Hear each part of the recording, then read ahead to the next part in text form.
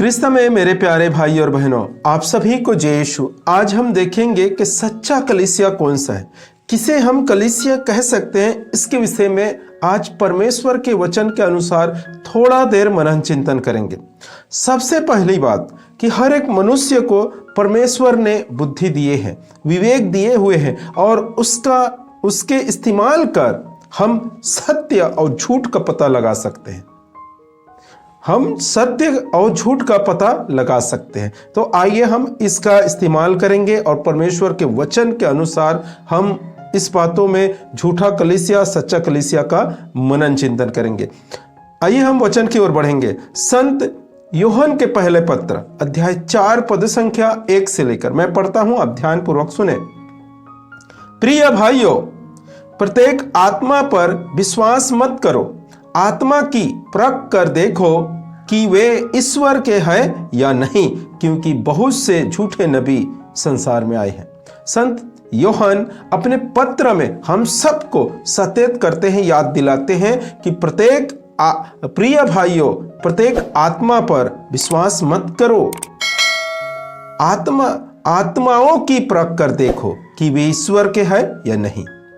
जो ईश्वर के आत्मा है, जिसके अंदर निवास है, वो झूठे नबी नहीं है, और जो झूठे नबी है उसके अंदर ईश्वर के आत्मा नहीं है, वही लोग झूठे नबी है, वही लोग झूठे नबी है। और संत यूहन्ना यहां पर याद दिलाते हैं कि वे संसार में आ चुके हैं, वे संसार में आए हुए हैं। इस प्रकार संत यूहन्ना याद दिलाते हैं और प्रभु यीशु मसीह ने अपने शिष्यों को बताए हैं। संत मत्ती के सुसमाचार में अध्याय 24 पद संख्या 11 में लिखा हुआ है, यहां पर हम पढ़ते हैं, बहुत से झूठे नबी प्रकट होंगे और बहुतों को बहकाएंगे, अधर्म बढ़ने से लोगों में प्रेम भाव घट जाएगा।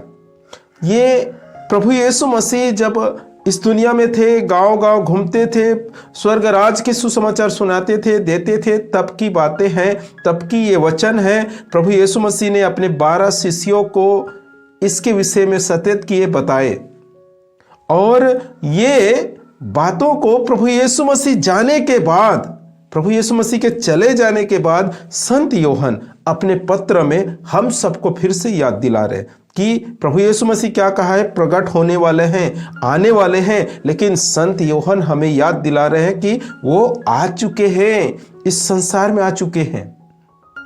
मेरे प्रिय भाई और बहनों, हम देखते हैं कि झूठे नबी इस संसार में आ चुके हैं।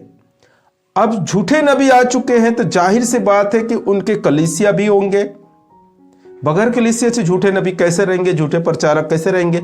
उनके खुद के कलीसिया भी होंगे, और कलीसिया है तो फिर उनके विश्वासी भी होंगे। बगैर विश्वासी की कलीसिया क्या करेगा, और कलीसिया बगैर नबी के क्या करेंगे? वो लोग बगैर प्रचारक के कैसे कलीसिया होगा? तो झूठे नबी है, झूठे प्रचारक है, इसका अर्थ है कि झूठे कलीसिया भी होंगे, और झूठे कलीसिया है तो झूठे प्रचारक भी होंगे। और क्या करेंगे? बहुतों को बहकाएंगे। बहकाने का प्रश्न क्या है, किसे बहकाएंगे? देखिए, झूठ जो है सत्य को बहकाने की कोशिश करते हैं। जो सच्चे कलीसिया में है उसे बहकाने की कोशिश करेंगे, उसे बहकाने की कोशिश करेंगे। तो हमें जांचना है, देखना है कि सच्चा कलीसिया कौन सा है, किसे सच्चा कलीसिया कह सकते हैं, और हम उस सच्चे कलीसिया में हैं, अर्थात कि हम झूठे कलीसिया में। इसे भी जांचना बहुत जरूरी है, तब हम जान पाएंगे कि हम सच्चे कलीसिया में हैं या झूठे कलीसिया में हैं। तो मेरे प्रिय भाई और बहनों, आज हमारे विवेक का इस्तेमाल करें और पहचाने कि सच्चा कलीसिया कौन से है, किसे हम कलीसिया कह सकते हैं। देखिए, हम अधिकतर गांव में किसी किराया के रूम में कलीसिया लग रहा है, उसे भी कलीसिया कहते हैं। प्रार्थना चल रहा है, उसे भी कलीसिया कहते हैं। या किसी के विश्वासी के घर में प्रार्थना लगते हैं, उसे भी कलीसिया कहते हैं। तो कहीं पर भी 3, 4, 5, 7 लोग इकट्ठा होकर किसी के घर में जब प्रार्थना होते हैं तो उसे भी हम क्या कहते हैं? कलीसिया ही कहते हैं।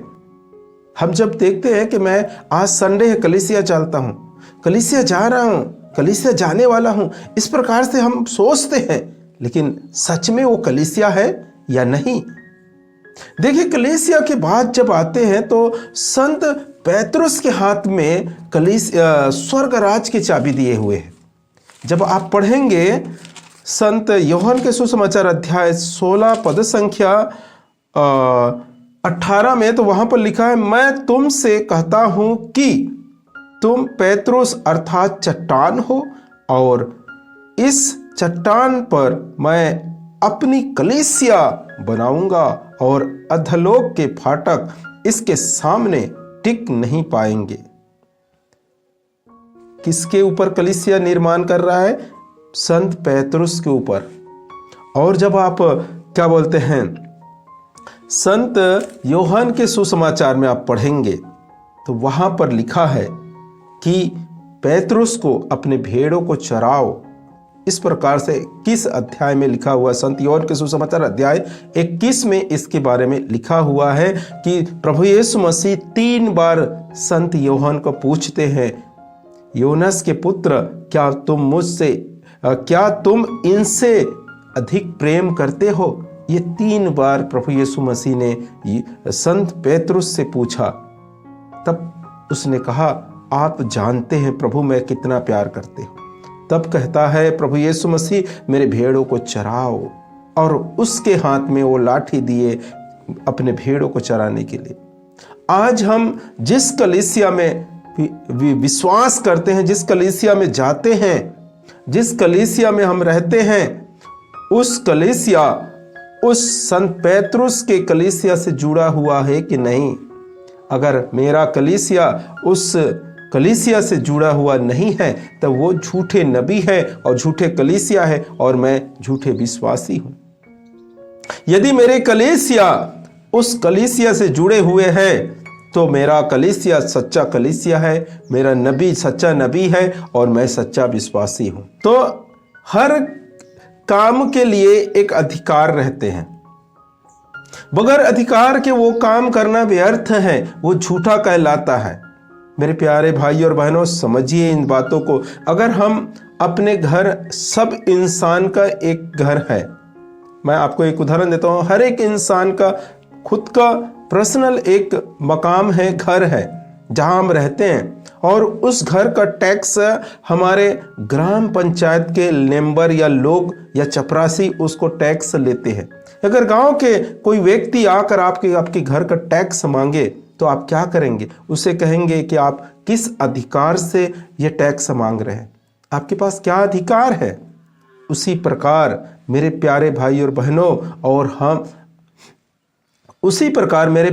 बहनों, हम अपने कलीसिया को जांचना चाहिए कि हम उस कलीसिया का अधिकार कहां से है, किसने इसे अधिकार दिया, इसके विषय में जांचना। प्रभु यीशु मसीह तो संत पेतरुस को अधिकार दिए थे, और संत पेतरुस के कलीसिया से अगर मेरा कलीसिया जुड़ा हुआ नहीं है तो मेरा कलीसिया झूठा है, मेरा नबी झूठे हैं, और मैं झूठा विश्वासी हूं, और इन सब को प्रभु यीशु मसीह नरक में डाला जाएगा।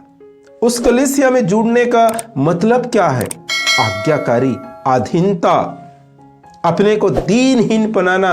जब प्रभु यीशु मसीह आए थे तो इस दुनिया के हर एक नियम को माने, हर एक विधि विवरण को माने, उसने उससे ठुकराया नहीं। जब यहूदियों के दाऊद के वंश में जब जन्म लिए तो इस्राएलियों का जो भी नियम थे, पर्व थे, उस सब को उसने पूरा किया। ईश्वर होते हुए भी उसने ठुकराया नहीं। उसी प्रकार मेरे प्यारे भाइयों, जो प्रभु यीशु मसीह ने जो कलीसिया स्थापना करके गए हैं, जिसके हाथ में लाठी दिए हैं, उस कलीसिया से अगर हमारे कलीसिया जुड़ा हुआ नहीं है तो ये समझिए कि हमारा कलीसिया, हमारे नबी और हम जो विश्वासी है वो झूठे हैं। आपको एक और उदाहरण देता हूं। यदि आपकी कलीसिया को खुद को जांचना है, आपके वो विवेक है, आप जांच सकते हैं, आप परख सकते हैं, क्योंकि सभी को परखने के लिए आपके पास विवेक दिए हुए हैं। आप इस प्रकार परख सकते हैं जिस प्रकार हम अपने आप खुद का वंशावली निकालते हैं और मालूम करते हैं कि हम किस खानदान से, किस समाज से, किस समाज में हम रहते हैं और हमारा समाज कौन सा है, इसके लिए हम वंशावली निकालते हैं। उसी प्रकार यदि आप अपने कलीसिया के वंशावली निकाल के देखिए कि वो कहां पर जाता है, संत पैतरुस की कलीसिया पर जुड़ता है कि नहीं, वहां जाते कि नहीं, मेरा पूर्वज, इस कलीसिया का पूर्वज संत पैतरुस है या नहीं, या उससे अलग है, इसको आप जांच सकते हैं। जैसे कि मैं जांचता हूं, मैं जब जांचता हूं तो मुझे मालूम होता है कि मैं एक कैथोलिक कलीसिया से हूं। और कैथोलिक कलीसिया कैसे आई यहाँ पर, कौन आया, एक पुरोहित लोग आए यहाँ पर कलीसिया स्थापना करने के लिए। लेकिन वो कहाँ से आए थे, केरल से आए थे। लेकिन केरल पे कौन आए थे, इसको मैं देखा तो केरल पे संत थॉमस, प्रभु यीशु मसीह का शिष्य, 12 शिष्य में से एक शिष्य संत थॉमस, उसने प्रभु यीशु मसीह का सुसमाचार केरल पे लाया और वहाँ 7.5 कलीसिया का स्थापना किया। वहाँ से एक पुरोहित इस जगह में आए जहाँ मैं रहता हूँ, महाराष्ट्र, वहाँ पर कैथोलिक कलीसिया का स्थापना हुआ। इस प्रकार मैं जब देखता हूं तो मेरा कलीसिया का जो शाखा है वो संत पैतरुस के पास जाकर जुड़ता है। यदि आपके कलीसिया सच्चा है तो आपका कलीसिया भी कहां जाकर जुड़ेगा, उसका शाखा संत पैतरुस के कलीसिया पर। और यदि नहीं जुड़ता है तो उसे किसी ने अधिकार नहीं दिया, अर्थात खुद से करता है, अर्थात वो नबी झूठे हैं, कलीसिया झूठे, और आप भी झूठे ठहराए जाएंगे। और जिस दिन न्याय होगा उस दिन इन सभी को गट्ठे बांधकर नरक में डाला जाएगा। मेरे प्रिय भाई और बहनों, आज भी समय है, हमारे पर बहुमूल्य समय है, सुंदर से समय है। आज भी जांचे, और अगर आपकी कलीसिया इस प्रकार से निकलता है, मालूम होता है, तो आप अपने कलीसिया को चेंज कर सकते हैं। एक सच्चा कलीसिया में आकर फिर से एक नया रीति से विश्वास में आ सकते हैं। इस प्रकार आप विश्वास आपका दृढ़ कीजिए। परमेश्वर आपके साथ है, परमेश्वर आपको विवेक दिए हैं, आपको बुद्धि दी है, और आगे इसमें मनन चिंतन करने के लिए परमेश्वर आपको बुद्धि जरूर देगा, सहायता मदद करेंगे। तो परमेश्वर आप सबको इस वचन के अनुसार, इस वीडियो के अनुसार भरपूर मात्रा में आशीष प्रदान करे। आप सभी को जय यीशु।